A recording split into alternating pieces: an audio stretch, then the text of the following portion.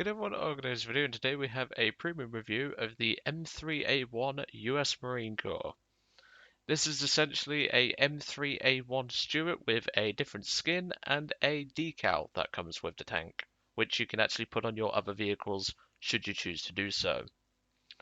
So I'm not going to go too much into the tank, same as I did with the Rasmussen's P36. If you've played a Stuart, you've played this tank, pretty much. Well, an M3A1 Stuart, that being. You've played this tank. It's just, as I said, it's a different skin, which is the skin that I've got on at the moment, and the decal, which is on the sides of the vehicle, which I will show you in a moment. So, what's the M3A1 US Marine Corps like to play?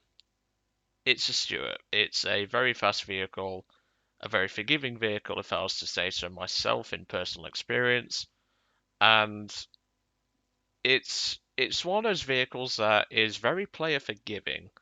Whilst it doesn't have the armor to take everything, you'll be surprised at the amount of damage this thing can actually take, especially to that gun mantlet. The gun mantlet is really what makes this tank work, which I'll point out very shortly. But even the weakest part of the frontal armor, that being the upper frontal plate, can actually bounce on occasion, which is relatively surprising. But let's put it that way. So to quickly go over the armor of the tank, because it's an M3A1 with no armor differences, it's very simple to go over. The upper frontal plate, which I mentioned a couple of seconds ago, is 15.8 millimeters. Now it doesn't seem that tough, but if you look at the slope angle, 71 degrees, that turns it into about 40 millimeters. This will bounce anything from machine guns to light autocannon fire to maybe a weak anti-tank round. So this upper frontal plate, even when angled, can actually be really beneficial. The lower glacis, which I never got shot in, was 44.4 millimeters. Pretty strong. This is the front or the strongest part of the frontal armor if you don't include the turret. So it's certainly pretty strong for a light tank, but for its BR of 2.0, this isn't really special. Frontal armor on the upper frontal plate is 38.1 millimeters, slope back at 19 degrees, which makes it 40 millimeters. Again, same as the connect or the show. I could have put it like the. It's more like the connector to the upper frontal plate, but you get my point. Like I don't know how you'd say it, but morning brain is all I'll say. But it's about the same as the upper this part here. So if you know what it means, just put it in the comments. I've not got my brain switched on today, as you can probably tell. But you've then got these parts here, which are 25.4, slope back at 1 degree. Woo. As if that's... No one shoots here, by the way. This tends to be a pretty good weak spot if you can't get into the through this frontal armor in any form. Because if you've got an APHE round, the round will detonate when it goes through this armor piece. So you never know, you could even use this to your advantage. Side armor of the tank is 25.4 because it's the same as the frontal portion here. Rear armor is 25.4, but the upper part is only 12.7, making it very vulnerable to most vehicles at this BR. This also includes the turret ring, which is a pretty bad weak spot for this tank, but yeah, you don't really need to worry too much about that. No one really shoots the turret ring in my experience. So the sides of the turret are 31.75 millimeters, so is the rear, and the frontal part is really where we start to get this thing being a bit of a clubber. Playing this thing hold down is actually really advisable. 38.1 millimeters around the gun, but then you have a 50.8 millimeter plate. This is actually surprisingly strong, and given the volumetric changes that we've had, this gun mantlet becomes even stronger. Now, of course, you have the turret ring weak spot, as I mentioned. You have the upper frontal plate, which can be overmatched, and the upper frontal plate here isn't exactly as strong. So you're really going to have to try and hide the weak spots of this tank. But to be fair, this thing's mostly about its mobility, and it does that very well. And there's also a beast of a 2.0 lineup to back it up as well.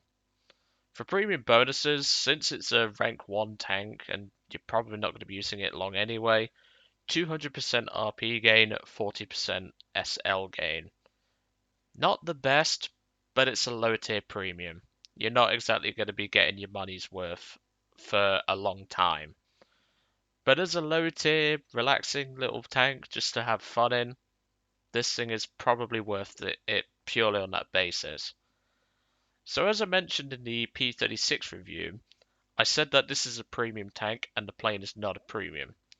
For the other starter packs, obviously Sweden doesn't have one yet, neither does China, that tends to be one of the flaws of the US starter pack, but obviously we'll go into more detail on that when I review the packs. So, let's jump into the gameplay. And you can see just what a little terror this thing is, because honestly, this thing is a terror. So in this battle, I was with Munchkin, aka Troll King, or whatever his username is on YouTube now, Tanker for You, and Bertie Burt, one of my mods, and well, we was a pretty good team in this, and well, aside from a bad call out by Tanker, which ends up getting me killed, but it's no big deal. It's low tier. I don't care. So yeah, he's already learnt from his mistakes. So don't give him any shit because he admits it was his fault and he did a bad call out. So don't worry about it. So the normal plan I tend to take on Eastern Europe is I tend to turn left on this bridge and I tend to go on the other side of the map. Now Tanker does make a call out a couple of minutes in, which you'll notice.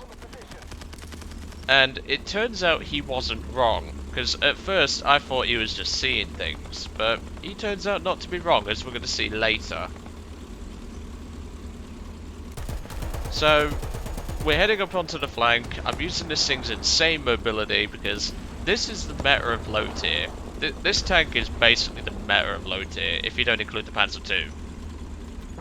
Fast, good gun, good rate of fire, trollish armor, which it does have, and effective lineups, which this thing does have. I could even show you a beast of a lineup to make, but that's purely down to personal preference. Like I don't want to say a tank that you may or not like, or may not like, and then I say it's a good tank, and then yeah, it just goes from there. So it's down to personal preference.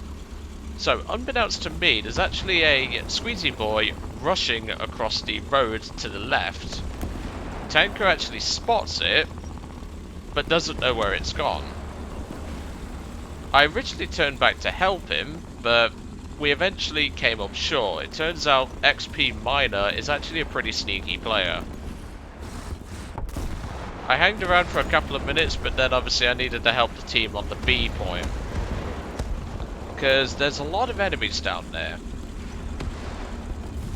Now, Munchkin isn't the best tank player, so he's not going to have the greatest of games. He's only started playing tanks very recently, but he enjoys it so far. He started playing some of the Russian tanks, and obviously these are some of the US tanks he's played, and he quite likes the tanks now, so that's always positive. Although, kill number one, he's got the same eyesight issues as Harry, from what I've noticed, but Harry actually is a lot better now, because Harry got a new pair of glasses recently. So using this thing's mobility is really the best way to play this thing. As you'll notice, I'm on the other side of the map where it's just me and Tanker.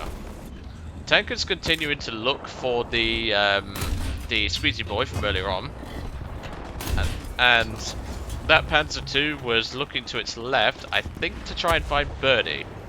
So I'm glad I took that out for Birdie. That's kill number 2. But this tank, honestly, I got the beginner's pack like last year, and I spent less than a $5 on it, and I honestly, it's worth it. In fact, no, I spent like £4. I think it was $3.99 when I got it. It was amazing for a deal. Now here Joe makes a bit of a mistake. You'll notice that is a Hoai, and I don't tend to see these things very often. And as you'll notice from my aim, and I get a bit lucky, Joe doesn't see these things very often, so he doesn't really know how to counter them if they're coming at him turret first. So feel free to have a laugh here, is all I'll say. First shot, non-pen. Second shot, kinda penned. He actually hit the upper frontal plate there. Third shot, upper frontal plate, doesn't really do anything. Fourth shot goes in, and the fifth shot hits the upper frontal plate that I originally ricocheted off, kills the tank. Squeezy boy just sat there, killed number 4. I did kind of get lucky there. I'll be brutally honest. So yeah, that was pure luck right there.